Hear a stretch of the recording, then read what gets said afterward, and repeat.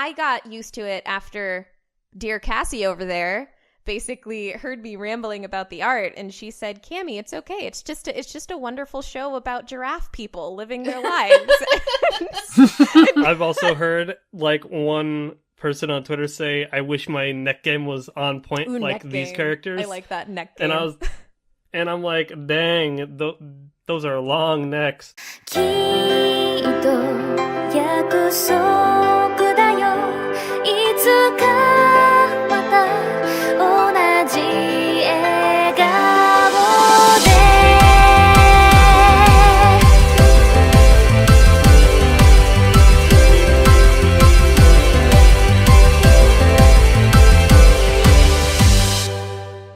Hello, one and all. Welcome to Any Chat Box episode 30. Yes, everyone, we finally made it to the big 3-0. We are officially old now. Just like I'm you. your host.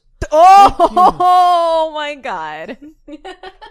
Fortunately, you're only here for half the episode, so that whoa, so, the so sick that episode burns. So that burn won't be as effective. Damn, what are If we you haven't doing? If you haven't gathered by now, I'm your host, Craig, the old man of the group, apparently. Over there, the one that decides to insult me on a day-to-day basis, is the producer, Cass. Hi. The one that is the bystander in this situation, Cammy. Hello, the bystander and the giggler, that's me. Yep. And the one that just remains to be quiet over there is John. Shh, they don't know I'm here. Well, now you gave your position away, so... I mean, this is great because later on I'm going to be talking about a show where a little girl gets bullied and everybody just stands and watches. Much like everybody just stands and watches as I bully Craig. Wow. How do you guys feel about yourselves now? A little hurt, a little dark. This is suddenly took a very dark turn for being very silly. Welcome to episode 30, dark. Everybody. Yes, episode 30. If you haven't gathered, we are a weekly anime podcast. We talk about all the latest and greatest things and how we like anime and our opinions of the latest seasons. Social links, let's get those out of the way real quick. Twitter.com/the for all of our updates when it comes to episode releases and if there needs to be anything addressed. You can also email us at anychatmail@gmail.com. So far, we haven't gotten any delicious emails or topic suggestions and or what we should be reviewing because we aren't covering the cool things according to you people. I want to assume. You can also hit. Way to alienate the audience we're trying to draw in. Yeah. That's how you do it. We're just that podcast that's like sitting at the corner lunch table that's like, I wish that I could be like the cool kids because all the cool kids, they seem to get it. And we're just sitting here because we're not the cool podcast kids yet. Make us feel included, please. Jesus. If you want to feel included with this podcast, you can find us on a variety of platforms at this rate. iTunes, Google Play, Stitcher, TuneIn, and SoundCloud. Leave us a review. 5 stars, please. That'd be much appreciated. I live off of those. You can also donate cash muns to our Patreon. Patreon.com/theanychatbox. Hey, or rather, Patreon.com/anychatbox. I always add a the for that, wouldn't you know it? Don't trust those the guys. And guys, you know what I don't trust? This season of anime. It's time for the final round. The best... The first of 3, and it is our 3rd round of anime summer impressions! Woo! Yeah! Brr, brr, brr, brr. Get wrecked, kitties. Woot. Alright, since I'm hosting the shindig, I'll get my short and sweet impression out of the way. Guess what, guys? It's Excelsior. Stan Lee, like I said, I picked this show. It's called The Reflection. The Studio Dean. And what they've done is Kenshin and Konosuba. Cass likes Konosuba. Yeah, so do you. And I like Kenshin. You also like Konosuba. I do. So, as I said in the initial picks, I picked this because it was superheroes and Stan Lee's involved. Guys, guess what? Stanley's not involved much in the show. He only does the episode title, and he says Excelsior at the end of every episode. The animation to the show is reminiscent of a webcomic. It looks like a comic, which probably would read better as a comic rather than the anime. It is very stiff, janky, stilted, and honestly, the animation is not hashtag clean. The characters, we have Eleanor, a reporter lady who can teleport. We have Exion, a guy who can essentially leech abilities off of other people he touches. And we have I Guy, which is essentially Iron Man, a billionaire that has a supersuit. And we have, in the first 3 episodes, we discover what is the reflection, and it is what you think it is. It's a nuke that essentially killed off a chunk of the population, but those who actually were met with the light were gathered or gained new abilities. They're mutants, guys. It's essentially X-Men, except there's no prejudice in this show in the first 3 episodes.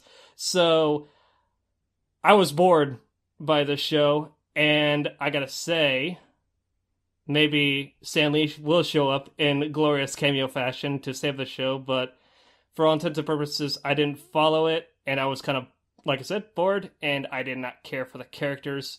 Really, it just dealt with I Guy living in Cali, saving the day, and then Exion is teaming up with Eleanor, the reporter, to try and find a villain known as Wraith.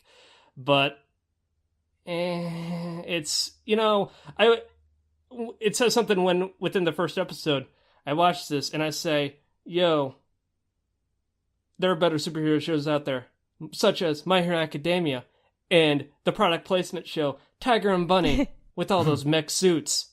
So, guys, this show is obviously sinking into the dark void in which, or rather the negative zone in which is in Marvel Comics proper. At first I thought you were going to say the void is in, like, Death Parade. You send them to the void instead of to be reincarnated. Mm-hmm. Well, you could send them to hell at that point, too, so... Yeah, It's the void. They never said hell. Fine, it's the void. So... Either way, it's not... Yeah, it's the only thing in there that you mentioned that I was kind of intrigued by is it's cool that it's actually an anime that takes place in America. Those are always kind of interesting. But it's really unfortunate that the execution just fell very flat.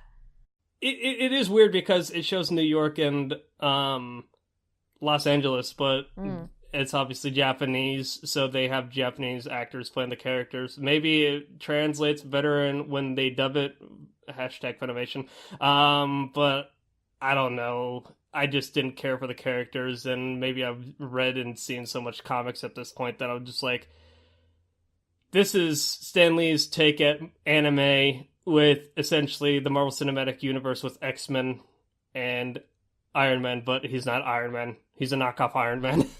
Got it. It's even worse than regular Iron Man. Looks to the left, looks to the right. And I mean, don't like Iron Man. I think also... Oh, sorry. Go ahead. No, go on. I think also you said that you're like, maybe I've just seen too many comics, but I think that honestly makes you a better judge of if this is good or not, because you've seen a wide array and you've seen enough like comic series and stuff that you've seen different angles that it can be good, and it looks like this series just didn't give any of those or any fresh takes. So probably not necessarily. It was just kind of like very run of the mill. Like I said, there are better superhero shows out there, so My Hero Academia, you can skip please. this. Yes. Yeah.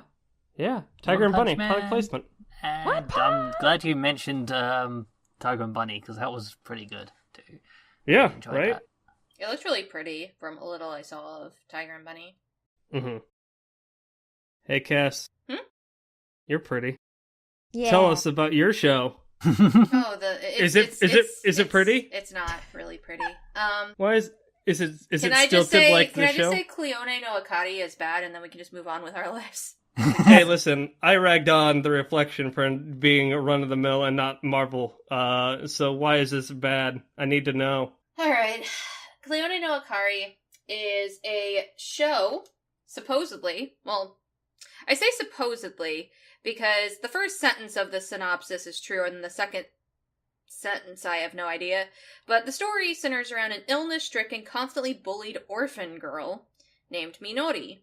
After Damn. one rainy day, she doesn't turn up to school, having been admitted to a hospital in a distant town. 2 months pass, and the girl's 2 school friends, Takashi and Kyoko, receive a mysterious email with no sender listed. The email reveals a summer festival taking place at a nearby town. ... So, Minori is indeed illness-stricken, she is indeed an orphan, and she is indeed bullied. Those things do happen. I don't know anything about this festival in a nearby town, mostly because I think that these episodes are only 10 minutes long. I went into it not knowing it was a short, but it is. That's probably the best part of it, is that it was short, and I only had to suffer collectively for about 30 minutes instead of, like, you know, the usual, I don't know, like, hour and a half you normally do. Yeah. I saw you on I saw you on Kitsu this morning, and you just watched all of it. I was like, man, you were really looking forward to this show, huh? Nah, not really. However, the situation with the email and the distant town and all of that has yet to happen, and we're already on episode 3, so I don't really know where that was going or what it was going to offer, but episodes 1 and 3 mostly actually center around the 2 school friends, Kyoko and Takashi, and basically them just mumbling to themselves and to each other at times about how they feel so bad that they just sit around and watch this girl be bullied but don't do anything about it. And that's basically it. So Good yeah, people. That's cool, I guess. They eventually give her some tickets to an aquarium and give her their email addresses and say, you should email us one day if you get a cell phone because your family is not nice enough to get you one, but here's our emails anyway. Cool. Okay, thanks, bye. And I'm assuming that that's going to come into play later on when when they receive an email, I guess, but that has yet to happen, so IDK. The animation is not good, though that might be because this is done by Studio Drop, which I'm going to drop this into a blender and make a smoothie and then dump it into a drain. That's what it's going to sink in. But it is animated by Studio Drop, and this is their breakout production, so maybe that's why it's not so great. Maybe they weren't able to get enough funding. They definitely had some interesting ideas. And I think that if they had more funding, it may have even looked mildly pretty.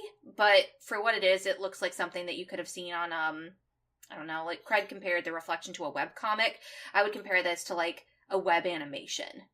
A flash animation? Yeah, like a flash animation, like something you would see on, you know, somebody breaking out of college making something on YouTube or Newgrounds or something. It's just not very well animated. They also do this thing that you can tell that they're trying to save their budget where somebody will be talking, but they don't actually want to show their face or the lip flap, so they just zoom to different parts of the room or have somebody walk in front of the camera. You know, blatantly trying to make things a little awkward, but also, I guess they were trying to blatantly make it awkward, but blatantly save their budget by making it awkward is where I was going with that. So yeah, it's not good. I don't like it. The characters I don't care for. Excuse me. But they are really good at showing that Minori's life is absolutely terrible. And I do feel really, really bad for her. So, are you gonna keep watching it based on that alone? I feel like literally there is one moment where she walks into the hallway and they just have her trip over a bucket. I don't know why, but suddenly there was a bucket and she trips over it after being basically put down in front of her class. Everybody's spreading lies and rumors about her, that she's so sickly that she can't afford money, so she like sleeps with elderly old men and stuff like that, and that's why she smells so bad and stuff like that. Like, they're literally just bad-mouthing her right in front of her, and it's awful to watch, and it just doesn't make me feel good. It's just blatant bullying. And then the 2 other characters you're supposed to feel something for both have these like little fantasies about standing up for her, but don't actually commit to them. And it's just, I don't know. Like, I get what they're trying to do, but it's almost in poor taste to me. I'm not intrigued. So it's just bullying for the sake of bullying at that point, and unlike Silent Voice, it's just like there is no redemption out of anyone at that point. Well, the thing that was interesting about a Silent Voice or Koi no Katachi is that they definitely took bullying and looked at it in a very intricate and interesting way. And to an extent, I kind of think they're trying to do that with Clione no Akari. The problem is that I do understand that there are people who are bystanders and they don't want to get involved. And I do understand that there is a sort of suffering that comes along with it. But to the point they're showing it, I almost am like, oh, boo-hoo. Like, Right. I don't know. It just makes me feel uncomfortable, so. Yeah. I'm done. It doesn't look good. Doesn't sound good. Most of the people sound really stupid, especially the people joking and making fun of her. They sound like voice actors that they took off the street and said, hey, can you say these lines? The main voice cast isn't too horrible, but it doesn't sound good, doesn't look good, it's not intriguing. I don't care. Let's move on. So whose turn is it now? John, gamers, let's go! Woo! Ha-cha! Yay! Where to start? Well, A studio, how about what it is? Gamers is animated by studio. The studio is Pine Jam. There we go. Get my words right. I have a notepad up with all the information on right on the screen, and I just like, oh yeah, suddenly my turn. Where do I look? What words? What are words? Words. Yeah. Pine Jam is the studio that animated Gamers, and thus far, they have 3 other titles to their names. One hasn't even started yet, and it's coming out this fall. Which is called Just Because, I think. If I actually didn't write it down. I'm interested in that one. Just Because does look really cute. The other 2 series that they have done are Getsuyobi no Tawawa and Maho Shoujo Nante mo ii desu kara. So yeah, it's a President, that's 3 times fast. Yeah, it's a pretty small studio, or pretty new studio rather. The synopsis goes: this is a story that revolves around around certain students and one hobby. Amano Keita is our lonely protagonist who has a passion for gaming and is friends with Uehara Tasuku. There we go. Uehara Tasuku, who is secretly a fellow gamer and is someone who believes his life is perfect. We also have Karantendo, the club president of the video games club, and Chiaki, Hoshinomori, who constantly bickers with Keita. This is a story filled with a non-stop sequence of comedy scenes and misunderstandings. Our chaotic romantic comedy now begins. They also forgot to mention Akari, who is dating Uehara in the synopsis, so I thought I should chime in with that. Episode 1 of this starts off super cliche. Like, all the way up to, like, the last 5 minutes, but I think that was kind of by design. It's like, I was watching most of episode 1 kind of bored because, like, okay, now they're gonna do this. Yeah, they did this. And now this is gonna happen. See, it happened. And then suddenly they pulled the rug out from under my feet with, like, the last scene. And I was like, okay, fair enough. Now you have my attention. And how did episodes 2 and 3 shape up for you? Because I've been keeping up with the show weekly, and it's something else, that's for sure. Yeah, episode 2 focused more on getting Keita and Tasuku to meet and become friends. And like them actually seeing eye to eye for a change, and the bit that actually made them actually friends just had me laughing the entire scene, where Keita just flips and is holding him over a bridge above traffic. And I was like, the fuck is going on here? But it's great. Because Tasuku has gone from being this, like, oh, I'm so much better to you, to, like, screaming, like trying to get him to calm down and relax and chill. Because like he didn't show any backbone until this moment. Mm-hmm. Well, Keita hadn't, rather. And then you've got the girls. And, especially Tendo. And Tendo is great. She's got it bad. She's got it really bad for Keita. And he's just, like, another level of oblivious when it comes to her.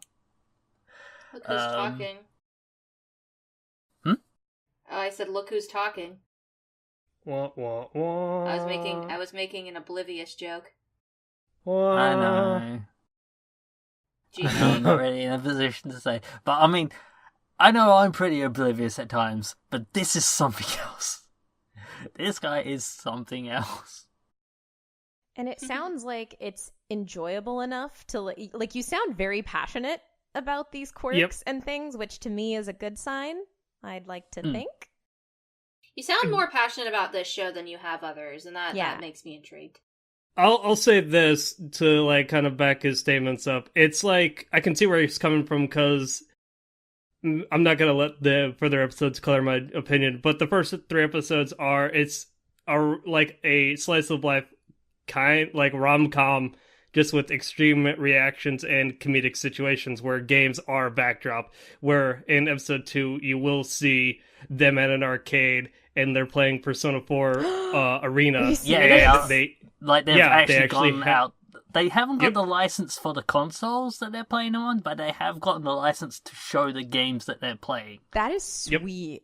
That's freaking sweet. In episode 1 they play Guilty Gear Xrd, so I'm like, they actually have, like, the, like, cool, like, subtle nods to all these games that they're playing, and it's pretty fun. One of them is kind of like generic shooter. It might be the specific shooter, it might be Call of Duty, but it's like, it is generic ground shooter FPS.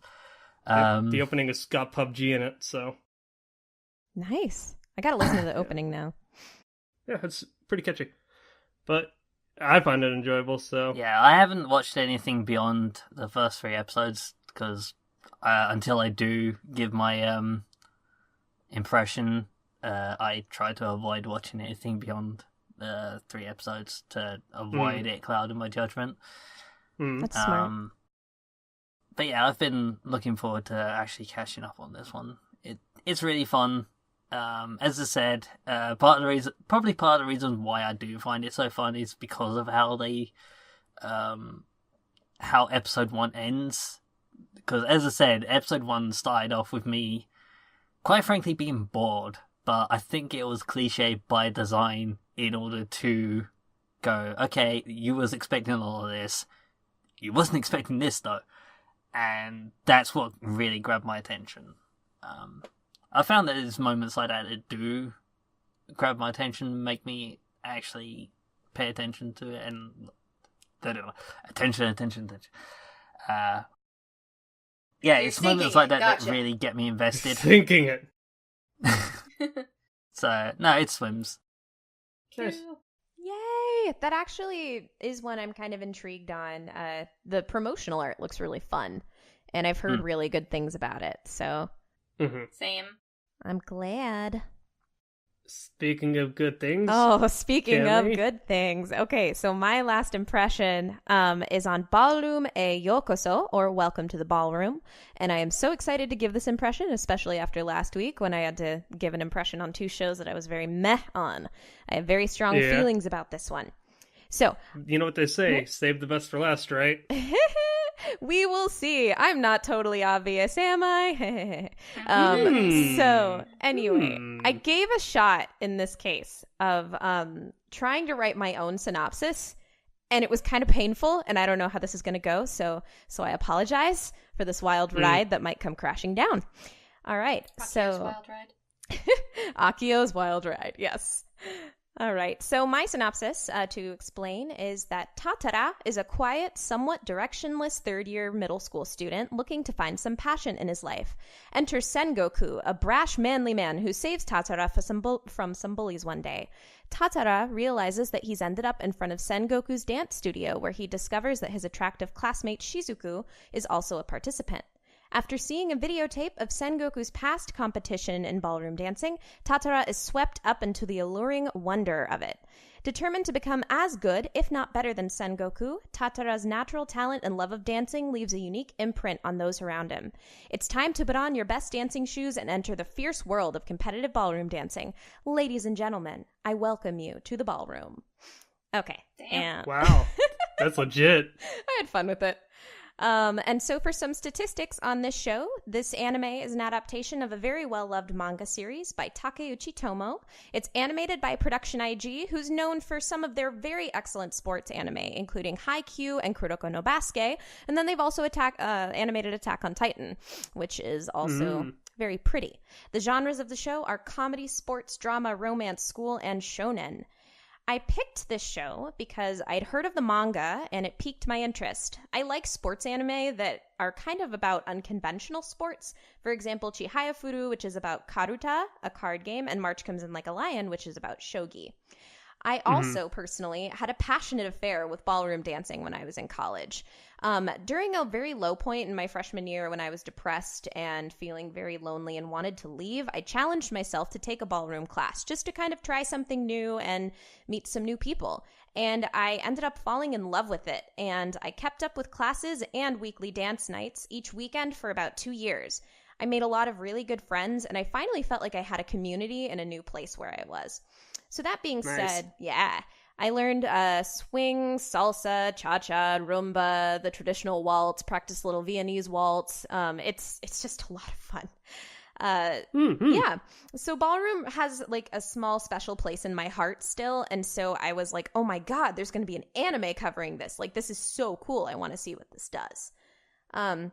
So overall, I really like the mood of this show. A lot of it, as a sports anime, is kind of reminiscent to me of Haikyuu. Like, a lot of the really good tone in Haikyuu, where it's like down to earth, but then also really motivating and inspiring. I see a lot of that similar draw. It's also very enjoyable characters. Again, kind of like Haikyuu. Everybody really has their own personality. They're very quirky, and the comedy is really nice. It's balanced, so it doesn't seem like too over the top, but when it wants to kind of go all in, it does a really good job of it. And the characters, like I said, I really like. Tatara, our main lead, he starts out pretty average to me, but then eventually over time he feels like really lovable, and he's a great lead to watch. He's just kind of one of those, he's kind of quiet, but like a very over-polite, sort of unconfident kid. But then when he finds something that he's in love with, he just kind of, it lights a fire in him, and he like, in the first episode, at the end, he learns the box step, which is your simple ballroom dance step, and he starts practicing it. And then later, everyone else comes the next morning in the dance studio, and he's still there, and they're like, hello, dude, what the heck are you doing here? And he's like, oh, did a day pass by? I was just box stepping, and I lost track of the time. So he's kind of like that. He's a very, very sweet character, and I want to root for him. And alongside that, each minor character even feels like they have some underlying like personality and quirks that are like kind of under the surface that could like bubble up, and I want to get to know each of them a lot. Sengoku is probably my favorite. He is just, as I said, a manly man who's very talented. He kind of has like a shit-eating grin a lot, and he like tests people and their talent. He's a source of a lot of comedy. We don't know much about his backstory, but I'm just excited to see how he will serve as kind of a mentor role for Tatara, along with everyone else in the dance studio.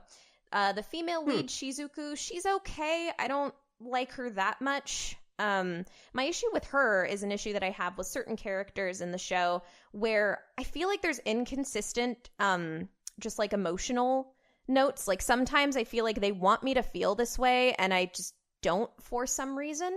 The details as to why I will get into in 1 second. But what I will say is that when the emotions hit, they hit really, really well. And I just like, it makes me feel warm inside, and I really relate to a lot of what's going on. While I should, and I am, I mean, my verdict is the same regardless based on the first 3 episodes or not, but like episode 5 was really one of those hit moments for me. It honestly was probably one of the best episodes of anime I've seen just in years. And like, it was just phenomenal on like all counts. And it just, oh my God, I was just like tingling afterwards. Okay, so the main reason, again, when I spoke about emotional inconsistency has to do with the art. And I think the most controversial subject in this show is the art. It's a mixed bag. I think the show generally has a very pretty style that tributes the manga really well. It's kind of sketchy on outlines, and it's sort of similar to Haikyuu and March Comes in Like a Lion, if that makes any sense. It's also very stylized in the right moments. I love the colors. They're really like alluring and they're bright, and I'm like glued to the screen when I watch this. What's off-putting is the anatomy. You will probably, if you've just even if you Google this show, like you will probably find something about the necks. The anatomy is like very stretched a lot. Specifically like when they're dancing, when they're, you know, walking around or in school, it doesn't look weird for the most part, but when they're dancing, and like you'll notice it in the opening, like their limbs are so weird, like overstretched. And you see it in the necks a lot. What also freaks me out is the girls' backs. Like when they do these poses, I'm like, oh God, it just looks like contorted and painful, and it's actually kind of scary. Like this art is pretty, but it also is kind of scary, and that's such a weird thing to say. But it's very true, and sometimes like they get hyper realistic or like intense on certain shots, like of this guy's eyeball, and I'm like really creeped out. It's just really strange sometimes. There's like this one character who yawns, and when he yawns, it's supposed to be comedic, but like it looks scary. It's like creepy, avant-garde like art, and I just don't know how to feel about it. And so sometimes that takes me out a little bit, or the faces are like too intense for what's going on. And sometimes it's just disengaging. I can feel disengaged from the show due to the art, but it can also be very pretty. So mixed bag there. It definitely, I think, is something that can be controversial for people, and I know some people like can't get into the show because of it. I know other people who can forgive it, and I got used to it after dear Cassie over there basically heard me rambling about the art, and she said, Cammy, it's okay, it's just a wonderful show about giraffe people living their lives. I've also heard like one person on Twitter say, I wish my neck game was on point. Ooh, like these characters. I like that neck game. And I'm like, dang, those are long necks, but also I can see the Haikyuu art style. Same with Kuriko. Sharp lines. Yeah. For shading. That's true, yes. And my boyfriend even called it Welcome to the Neck Room last night when we were talking about it. So Does he watch it with you? He's glanced at it a couple times, and I don't think he's like super into it like I am, but he finds himself enjoying it as well. So it's one that he's like half watching with me. What was it that I was about to say? I can't remember. Oh, that there's like a reason though that you can tell that they do the art the way they do, and it's really to accentuate like the intensity and the posture of competitive dancing, because there's a lot of that. And to be fair, I only did ballroom like recreationally, so there are a lot of like intense poses and ways that you move physically. I think it's just seeing it in anime form, they contort it a little too much or go a little too all in with like being intense looking. So sometimes it just weirds me out. The dancing also has been a little underdynamic, a little disappointing. There's a lot of stills. So I'm hoping that will improve. Again, I think there are some great moments that like do shine and show that it has potential. Again, a scene in episode 5 that just took my breath away. So I think that's going to get better. I think they're probably saving their budget. So obviously this show sinks, you know, there's just all these issues, and it's not like my pros outweigh the cons. Of course they do. There's like a lot of things that I could irk this show for, but the fact is I find myself so unabashedly in love with it that it absolutely swims, and I am so excited to watch the full thing, guys. Yeah. Oh my God. Nice. I'm excited to watch it with you. I have it on my list. Yay! The ever-growing list. And every The time I growing get list. creeped out, you'll just remind me. You'll be like, hey, Cammy, watch your giraffe people prejudice. I mean, seriously, we have a show this season about centaur people, and now we have one about giraffe people. Perfect. Yes. Perfect. So, to recap today, Cammy, you passed Welcome to the Ballroom. John passed Gamers. Cass, you failed Clione, and I failed The Reflection. So, to break them all down real quick, what we have for this season, we have Kakegurui, Fate Apocrypha, Knights and Magic, Surezure Children, Made in Abyss, New Game Season 2, Welcome to the Ballroom, and Gamers. But wait, But wait, there's one. There's more. There's more! Cass! According to the spreadsheet here, you put something new here? Why are you trying to sneak this anime past my eyes? Well, person who isn't the producer and doesn't get to control things. I see this spreadsheet. I see you undermining my power. Okay. Alright. But anyway, basically, I came to the conclusion after almost all of us, except for John, who's too nice, apparently, failed most of their shows this season, that while we've been holding some of these animes' heads underwater, waiting for them to slowly sink to the depths, I saw in the distance an anime crying for help. And I realized we have but one life raft. But one. So we decided to save this anime from purgatory. And that is Princess Principal. Basically, what I've come to the conclusion of is if we have a really bad season, I know Winter wasn't that great either, we were just super nice. We're not going to do that again, by the way. I wanted to instill this new rule, and maybe it'll also help all of us be a little bit more critical. And that is, if we do, for some reason, find ourselves failing a good majority of our shows, which in this case we almost all did, we can find something from the season that we either may have already been watching on our own, or has been highly recommended, or we just saw is really popular in general with the anime populace, because we're all basically part of multiple different communities. And I did notice that Princess Principal was getting a lot of attention, as it were. And so I decided to go and watch the first 3 episodes, which, by the way, it's available on Amazon. Didn't notice that before. Now I can watch it legally. But it is available on Amazon. I watched 3 episodes, and it's really good. It gives me a lot of Gunslinger Girl feels. Ooh, nice. Which especially in this day and age when we have lots of moe girls doing moe things, which, by the way, all the girls in the show are ridiculously moe looking. However, they're all skilled spies. And basically, they all are trying to, for whatever reason, gain... I don't know exactly what they're all trying to gain, but 2 characters in particular are trying to gain a way to live their lives normally. However, there are multiple different girls in this cast, and they all go to the same school. Dun, dun, dun. Ooh. However, for once, the school is more of a backdrop, a place for them to all conveniently meet, more so than something that is taking place in a school. Most of the setting is in, 1920s London. Ooh. Which is a really, really cool set for an anime. It's not taking place in Japan, it's taking place in a completely different location. And it basically almost seems like a Berlin Wall scenario. There is a wall, and on one side you've got the Commonwealth, and on the other side you've got basically everybody else.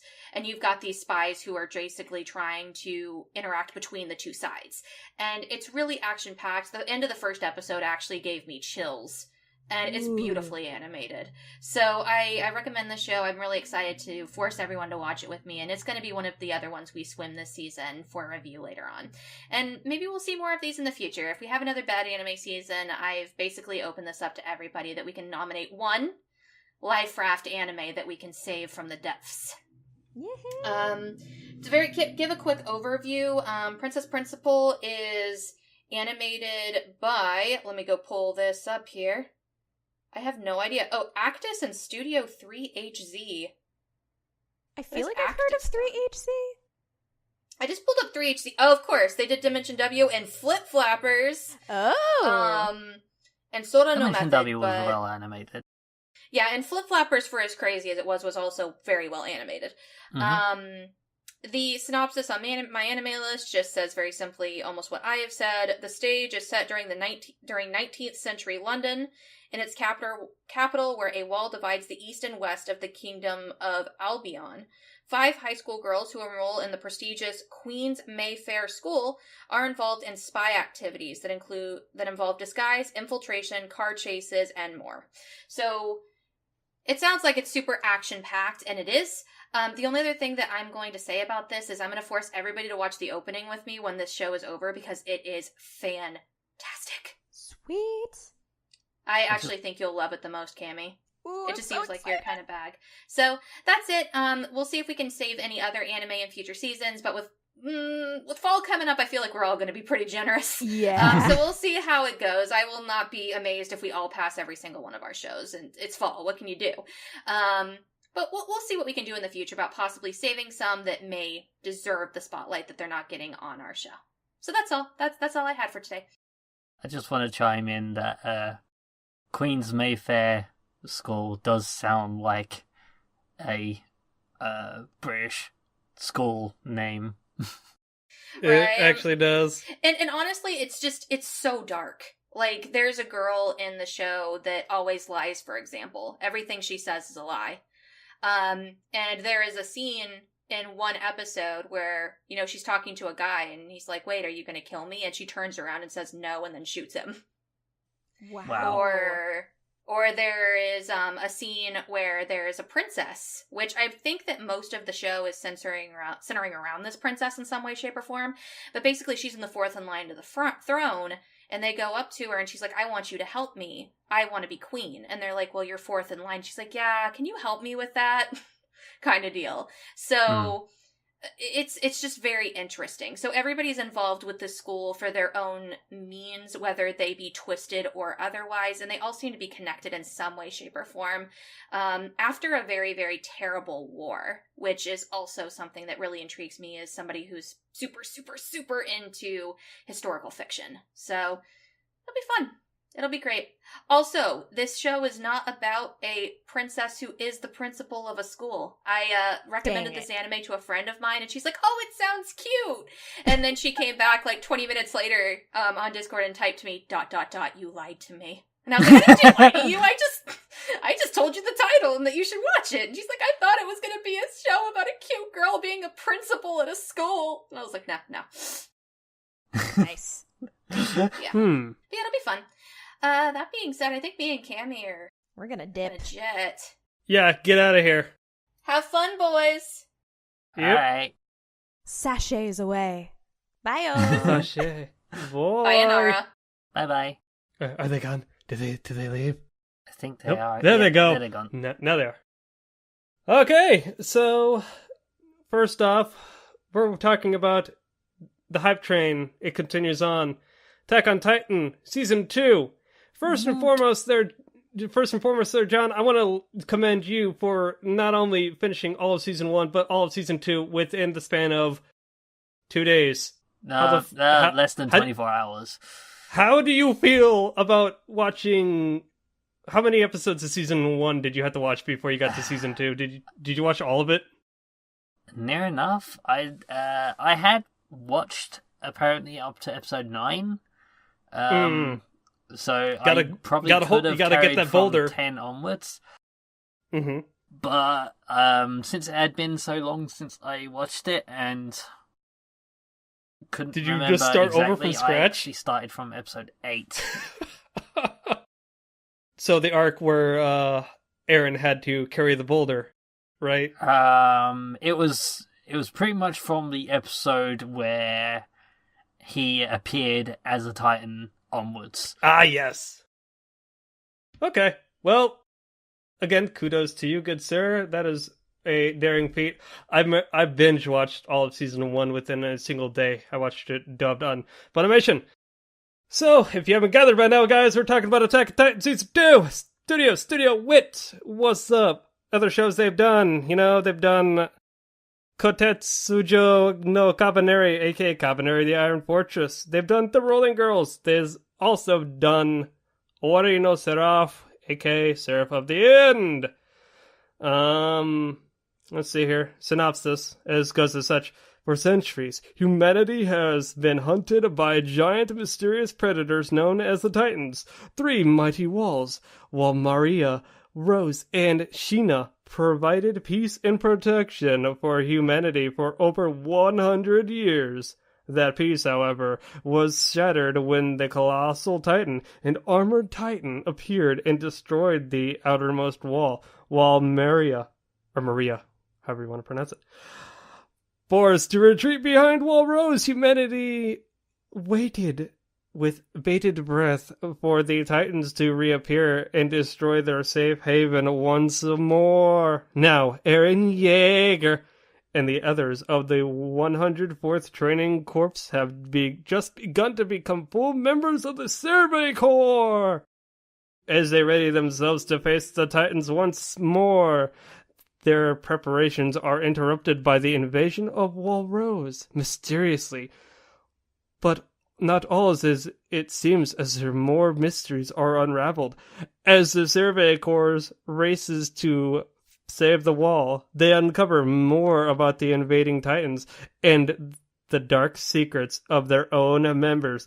Dun dun dun! So, can I just say, it really bugs me when people spell Jaeger with a Y. Is it? Well, it's German, so it's supposed to be with a J. Oh yeah, right. It is German and it's spelled with a J. So, interesting. Yeah, Jägermeister is with a J, isn't it? Okay.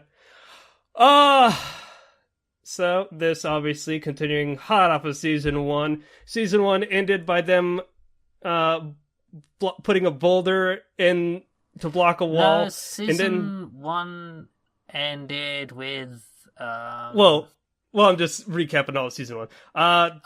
Season 1 ended with them trying to hunt down the female Titan, and then she essentially froze herself. But then there's Titans in the walls, guys. To be continued for 4 years. We finally got our second season. But don't worry, for season 3, guys, just want to give you a heads up. We'll only have to wait 1 year, because this season was only 12 episodes. So I'm assuming they split this bad boy up into chunks, rather than the full order 25. Which I found surprising, going into this show. John, so let's talk okay, it's kind of hard to dissect this because by episode 6 a lot of shit starts to hit the fan and would be considered spoilers. Yeah, so how much can we talk about the story without going into complete spoilers? I think we really covered, basically from the first 3 episodes, they go to a castle, right? Connie, Bertolt, Rainer, and Ymir, and Can we just establish that people who are here to listen to this have already seen series 1? So yes. So we've got Eren Yeager still struggling to come in control and fully understand his Titan powers. It is mysterious. And it's like, I'll become a Titan, and I can't become a Titan. Why? Okay, now I'm a Titan. What the fuck? It's called Deus Ex Machina. Which translates to utter bullshit. Regardless, continue. What else? Thing is, because I watched it all in one go, I'm sitting here thinking, okay, what was actually season 1 and what was season 2? Because I was about to mention something that was actually season 1. Everything's starting to blur together. The lines are being crossed, ladies and gentlemen. No, so basically, I literally took no break between season 1 and season 2. I dove straight in. So it's like, okay, what was the cutoff point? Yeah, it was the Titan being revealed in the wall. That was the cutoff point. So And this is when we get the introduction of the church that praises the walls or whatever. They kind of appeared a little at the start of Attack on Titan Season 1, but Season 2 is when they really come to the forefront, and like, these people actually do know what's going on with the walls and the Titans, but they're just not telling anyone because reasons. They can't shake the faith. They gotta maintain that illusion. People, the adults can't be trusted, my friend. They can't be trusted. Nope. So, yeah, suffice it to say, as I dictated in the synopsis, the wall gets breached, and everyone scrambles to try and figure out where this hole is. All the while, the side character, Eren, doesn't really get put in the limelight this season. It's he's kind of sidelined a lot in this series. Which is refreshing if you think about it, because all of Season 1 was him yelling while Hiroyuki Sawano music... Hiroyuki Sawano music just started escalating while everyone else yelled in the background. So, I like that it actually took episodes like episode 4, as it were, dictated around Sasha and her homecoming back to her own village. Yeah, it focused on pretty much all of the individual side characters who was like, hey, remember this character that you actually kind of liked from Series 1? Let's actually have an episode focusing on them. Mm-hmm. And then you get, like, them all bending together and essentially culminating in them at a tower. And we kind of... really, from there, it's just... the show kind of focuses on the side characters again. It can't be said enough, because Eren kind of gets put in the forefront during the second half of the show for reasons we'll go into here in a bit, but I like the fact that it was different for the most part. John, you watched all of it all in one go. Did the animation look any better this time around? Did the 4 years make it look better? There was some parts of the animation that I thought, okay, that was an uptick, but it wasn't like super noticeable. And then there was some bits that was like, why did you do that? Mostly such as the use of CG. You mean the CG pan shots where they're on horseback and the Titans are going after them? There were, the first time I noticed, okay, why are they that's CG? Why are they doing that? It was kind of forgivable because it was dark and they were on horseback and it was just a shot of them from behind. So I was like, you can do better than that, but I can kind of understand why you did that. You're trying... it's gotten to the point where CG is the cheaper option of the budget, so I can understand that. And then there's a scene later on, and I'm not sure if I should go into specifically what's going on, but I'm like, come on. Is the context spoilers? You did this in the first series, and you did it all hand animated, and it was beautiful, and now you're just CG, and it looks fucking ugly, so why? Gross. So I watched all of it, and then watched all of Season 1, then watched Season 2 as it's airing. If there was an uptick, it was very... not like a huge jump in quality. I mean, it was still clean. Small uptick, but not a huge one. Obviously, the music still rock solid. Again, shout-outs to Hiroyuki Sawano for his production. Shout-outs to both English and Japanese voice actors. I watched some of this dub and some of this sub. John, did you watch all of it on Crunchyroll then? I watched it all on Crunchyroll, subbed, so I have not seen any of the dub. There is one thing about the animation. This is actually animation for Season 1 that I'm going to just chime in for my 2 cents about. There's a scene in season 1 where Armin gets knocked off his horse and rolls, and I've seen people like take still frames from that and like, that's not how bodies work, and you're not supposed to watch it as a individual frame. You're supposed to watch it as a fluid motion, and it is a brilliantly animated tumble. On the whole, though, let's be honest. A normal person falling on diving off of a horse would probably like break their neck or something like that. So, yeah, there's that too. Mm-hmm. He actually came out relatively unscathed from his tumble, but still, just nice. When it comes to action scenes like that, don't pause it and examine each individual frame, because they're not supposed to be viewed as individual frame. It's like, it's a cartoon, guys. Drawing things properly for every single individual frame is going to make it look janky as fuck. That's just how animation works for some reason. The reason why it looks so well animated as a whole is because you're not supposed to see individual frames. It's called squash and stretch. It's a basic animation principle. And you don't realize how much it is happening in various things that you watch until you actually do pause it and see individual frames. But it makes things look and flow a lot better. So anyway,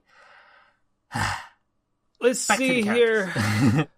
Wow, it's kind of, I feel as though we kind of shotgun blasted throughout this entire thing. We talked about the story so far, but we can't really go too deep into it because a lot of reveals happen halfway through. Characters, again, a lot of the developments are plot related, so spoilers there. Okay, how about this then? Did you feel as though the pacing of the show was like better because you watched all season 1 and all season 2 within a day? I can't preface that enough. Season 1, I felt as though it dragged. You spent half the season 1, 12 episodes, having Eren carry a boulder and plug up a wall, and then you have the other second half of it dedicated to them chasing down the female Titan. So it's just like, within this 12 episodes, bam, bam, bam, we get things going off. And cliffhanger, season 3 coming soon. Do you feel it's faster paced? Yeah, I do feel like it was faster paced, because they did spend quite a while on horses explaining, okay, this is why we're in this particular formation and how it works. And for season admittedly, 1, that right? in season 1. And then in season 2, they reused. They was like, okay, you should recognize this kind of formation. It's on a much smaller scale, but see, we've already explained all the shit about the flares and smoke signals and whatever. So we're just gonna get into it and do it. We don't need to info dump and explain all this to you. Which does mean that if anyone is jumping in with season 2 and haven't watched season 1, the fuck are you doing? You're gonna be rather confused as to some character reveals. Fuck. But as long as you can remember this stuff from season 1, you shouldn't have any issues following what's going on. And yeah, I do feel like they took some lessons of pacing from season 1. Which is weird, right? Because when I went to go look at the manga chapters where season 2 leaves off, you can read this for free if you have a sub to Crunchyroll. All of it's there, along with other Kodansha titles. But they're on chapter 50, where as I feel as though season 2 alone covered a lot more chapters than season 1 did. So kudos to them for learning and probably cutting out some fat. I didn't see any filler. It didn't feel padded out. So, yeah. John, are you ready to rate this? And I guess rate season 1 because I suppose we should rate season 1 and season 2. Do you buy into the hype? Do you think this saved anime? Is this the greatest anime of all time? I do think it is one to watch. Whether it's saved anime, I do think it's not for absolutely everyone because it does deal with topics, dark things, people die, dark subjects, and there's quite a bit of gore. So people people who don't like that kind of stuff should not watch. And a lot of characters that, like, if you're one of these characters that you're like, I like this character, I don't want to see them have any harm, just don't watch. Don't watch. Look away. Find something else. Find I've seen nice it. slice I've of seen life. it. Lots of beloved characters die. It's interesting because, like, in the States here, when it exploded in popularity for season 1, people were comparing it. It's like, man, this is like, don't quote me exactly here, but like, people were like, man, this is like The Walking Dead where anything goes. The main character could die. And I'm just like, yeah, I guess I can get it. I guess it. I see it. I see it. So do you like it? Do you love it? Do you want to marry this thing? And I like it. There's both season 1 and 2. Yeah, I like both seasons. Season 1 and season 2. There's just a couple of things that do hold me back from giving it a love it. Okay, and we're going to talk about these grievances here very shortly. Okay. I'm going to have to agree with you. I liked season 1 and season 2. It's very enjoyable. However, season 1 has, like we stated, some pacing issues. Season 2 ratchets that up and tightens the bolts, and we get a little bit cleaner animation. It uses a little bit more CG for the far shots with horses, and it tightens chasing people. But the general intrigue and the lack of focus on Eren this time around, without his constant screaming, I hate Titans, I'm gonna kill them all, was a change of pace, and I definitely liked the exposure to the supporting cast. So both of them, I would definitely say I like it as well. I am excited for season 3. Oh, definitely. But I'm not a diehard when it comes to this, and there are, just like John said, there are things and kind of narrative beats that this story goes through that seems very out there and very like things are thrown in your lap and you're just supposed to accept them as truth. And for me, I'm just like, well, that seemed kind of anticlimactic, and so that's what that character's motivation was. I didn't really. It's all spoiler related, guys. We keep saying that, but that's where we're going to lead to ultimately. So, with that being said, ladies and gentlemen, thank you for listening to Annie Chatbox episode 30. We're fucking old now. And let us know if you agree with our impressions. Let us know if you agree with our life raft, if Princess Principal was worth saving or not. The only show I'm honestly watching outside of the assigned watches is a show called Hajimete no Gal, which is utter garbage, but I love it because I'm trash, and I don't think it's worth watching, to be quite honest, for the viewers at home. Let us know if you agreed with our thoughts on Attack on Titan Season 2. Let it see if you think it's garbage or if it's the greatest thing since sliced bread. Anyway, peace out, y'all. We're gonna fucking dip into the spoiler room. It's fucking decorated with nice chairs. Beanbags. You know, I've had a beanbag when I was a child, and I used it a lot, but man, after like a good couple of months, it gets flat as a pancake. I miss having a beanbag. There was some. I was recently at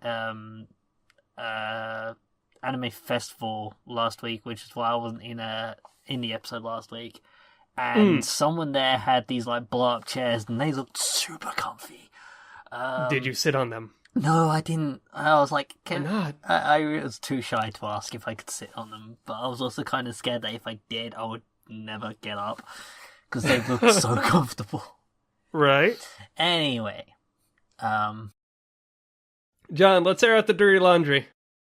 yeah. What's wrong with these? What's your grievances with Attack on Titan? The Shingeki no Kyojin season Shingeki no 3. Kyojin. The biggest grievance that comes to mind, the one I was talking about with CG in the last episode, is like, why the fuck did you need to animate the Colossal Titan with CG? It stands out and looks janky as fuck, and just why? Now, when you say they animated the Colossal Titan with CG, you mean when he was on top of the wall and he was kind of sitting there? Yeah. Yeah. When the flashbacks is just using the footage from season 1, so it's still the hand-drawn animation. But when it came to him reappearing in season 2, and he was appearing on top of the wall, it's just like, what? Why CG? Why? The only time it was hand drawn, he was not moving at all. He was just a bit in the background. Man. They got Studio Wit's got to save the cash money for the second half of season 2, season 3. I mean, when he was Mm-hmm. falling and all of the like muscular detail had come off the face, so it was just a skull. Then it didn't look too bad. But while it was covered in muscles, it was just like...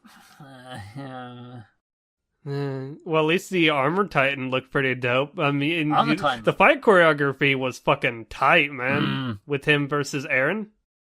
Yeah. What did you think of the reveal? Reveal?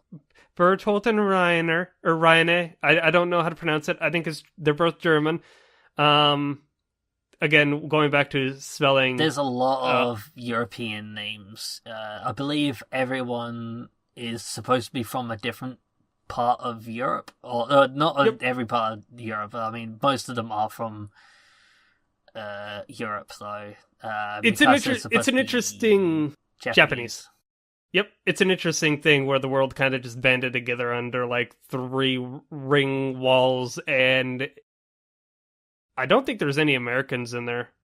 Actually, Annie might be American. I don't know, yeah. Annie Leonhardt. But regardless, what did you think as they walk up to Eren after Ymir was revealed to be a Titan? Like, out of nowhere, she just kind of turned into a mini Titan and started taking out Titans to save the castle, which the supporting casts are on.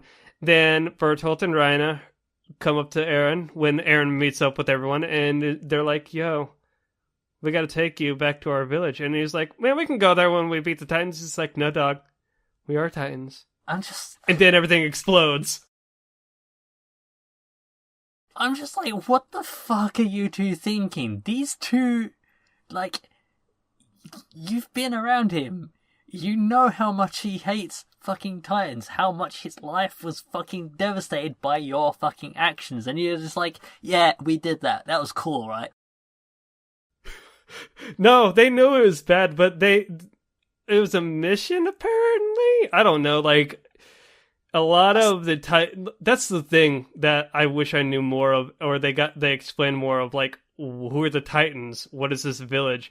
Who like, what is Ymir's backstory? Because apparently Ymir was, like, lied and said she's some goddess or some shit. And then they figured out that she's lying, and then they gave her the power to turn into a Titan. I think I took that more as, they wanted a figurehead, and they were like, she'll do, she looks close enough. Yeah, to this goddess lady. And they told the lie of she is the descendant of the king, and therefore your ruler. Yep. And she came to enjoy the praise so much that she just went along with it. And then when shit hit the fan, she became the scapegoat.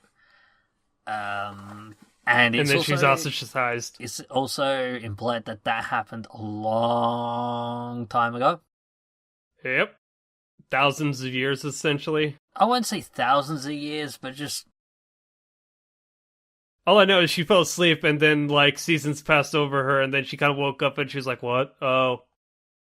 I think when she woke up, she wasn't entirely herself, and was just acting out of instinct. Right. And her memories of that time is blurry as fuck. Like for when, sure, right? Eren first became a Titan, he doesn't remember fuck all from what actually happened. Nope. Or even the second time, he doesn't actually remember what happened until like it came to him actually carrying the boulder. That's when he like actually regained consciousness as the Titan. Yep. It's I don't know, like that all this happens within like episode 4 or 5 of season 2, where they just kind of drop all these reveals on you, and then once you know Eren fights Reiner as the Armored Titan, and they fight, but then Bertolt as the Colossal Titan falls on top of him, and then Eren's kidnapped again or is used as the plot device to force the plot forward, and Bertolt and Reina go to try to escape to the Titan village, but they stop them, and the Titans go back, while at the tail end of the season, Hannes comes in, tries to be the hero that he once was, and bam, motherfucker. Tries to be the hero he wanted to be, rather. Yep.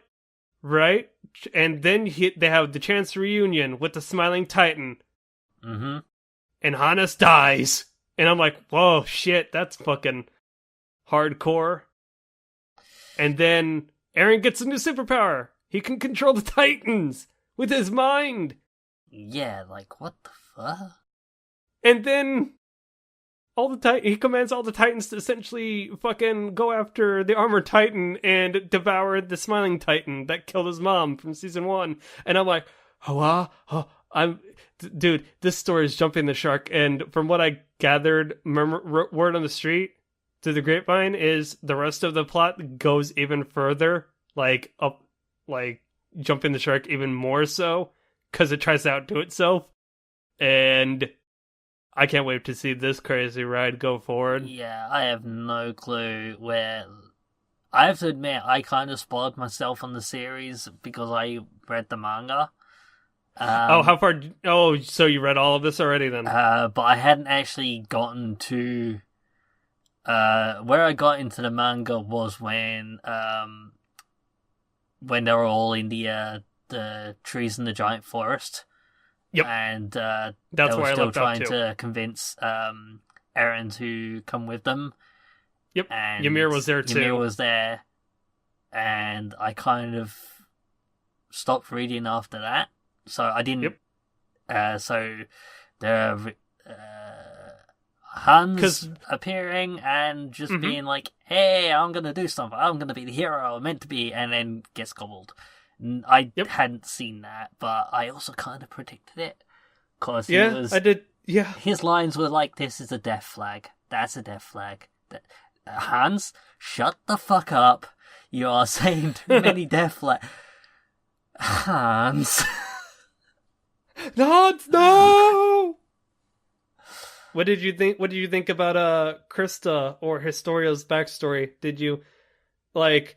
And then Ymir's need to protect her and take her with them to the Titan village. Did I miss something? Like, does she love her? Are they lesbians? I'm reading romantic feelings into that, admittedly. Yeah, I can see it. But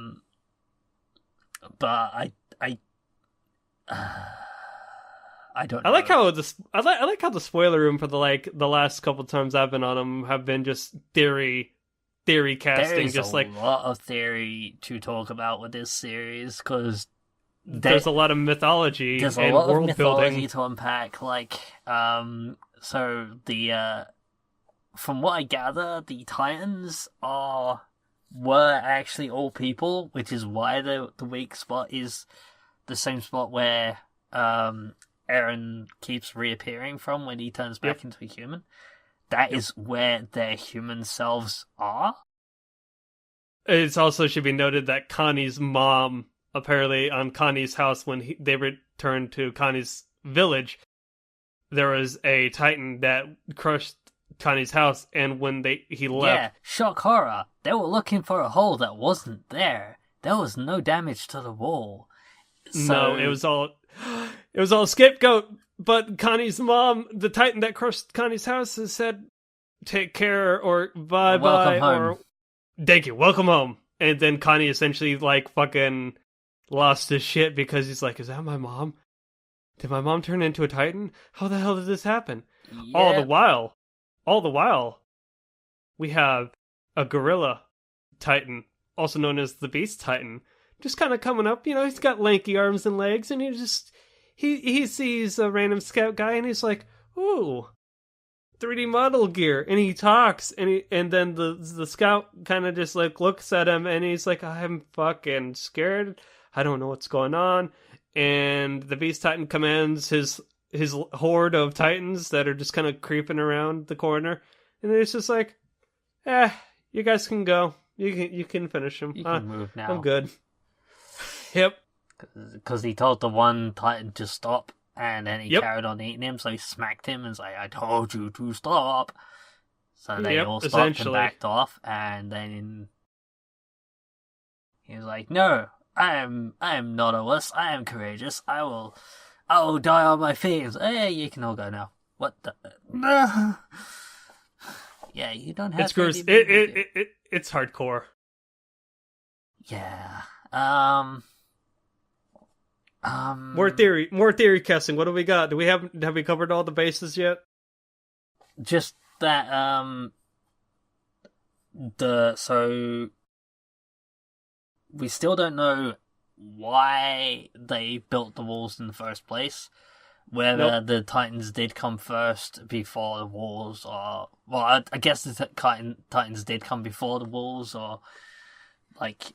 Was humanity devastated before the walls, or did they build the walls and then fuck up the rest of humanity? And what keeps the Titans sealed within the walls is what I'm very curious about.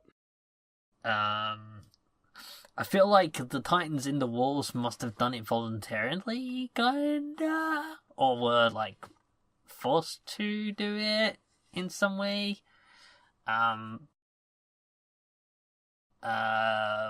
But theories, the Titans were people who then got injected with the Titan formula or whatever, and then kicked off. So are you saying that Eren's father just decided to go around giving everyone some medicine? Not necessarily Eren's father. Is Eren's father a Titan, do you think? I don't know, but there was I want to say yes. Golden hair bloke at the end that sounded like the sneak and had the same glasses.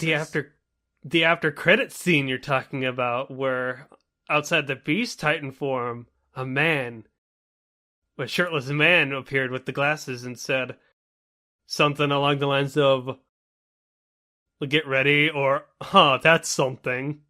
I'm very curious. It's like, you sneaky bastards. Are we going to have to wait 4 years? Nope. 1 year. I'm like, all right. Awesome. Hey, all right. Are we actually going to get all of the answers that we are asking for? Nope. Fuck no, Probably we're not. No. Are they actually Read going the manga, to get bitch. to the basement? Fuck no. But read the manga. Read the manga. They're probably still not there at the manga yet. I'm hard telling, to be honest. But yeah, well, that's really all I had. I mean, it just like some of my grievances were just the reveals seemed kind of like, what? okay, that seemed kind of like underwhelming. Ymir's was a little bit cooler, to be quite honest. Her flashbacks with Krista or Historia was well justified, but Rhina and Bertolt were just kind of like, hey bro, what's going on? We're the Colossal Titan. We fucked up your mom and your hometown. Okay, thanks, bye. We're gonna go home. You want to tag along with us? We got snacks. Yeah. We got Xbox.